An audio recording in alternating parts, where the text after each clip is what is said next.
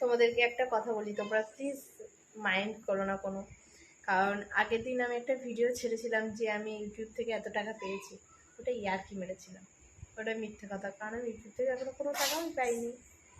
অতই কি সোজা টাকা পাওয়া? টাকা রোজগার করা অতটা সহজ না। যারা রোজগার করে তারাই জানে। আর এখন তো আমাদের মতো ঘরের বউরা সবাই কী করছে, নিজের ব্লাউজটা খুলে দিচ্ছে। দেখলাম 2 দিন ধরে ব্লাউজ খোলার ভিডিও দেখলাম, যে নিজের গায়ের ব্লাউজটা খুলে দিচ্ছে, এরপরে তো শাড়িও খুলে দেবে ভাইরাল হওয়ার জন্য। তো এটা করে কি তাদের সম্মান পাচ্ছে? এরপর যখন 15-20 বছর পর যখন তার বৌমা বা জামাই দেখবে, তখন তার মান সম্মানটা কোথায় থাকবে? তখন তার কি মনে হবে যে আমি কি করেছি, এটা ভুল করেছি।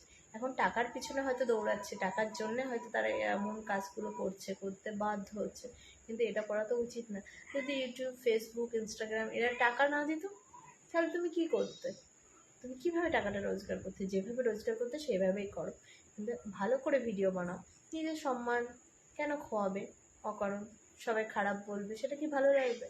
অনেকেই বলছে প্রথমে ভালো ভিডিও বানাবে, তখন যখন ভাইরাল হবে না তখন তারা খারাপ ভিডিও বানাতে চালু করে দেবে। এটা করো না। তোমাদের কথা ভেবেই বলছি, আমি ভুল করলে ক্ষমা করে দিও।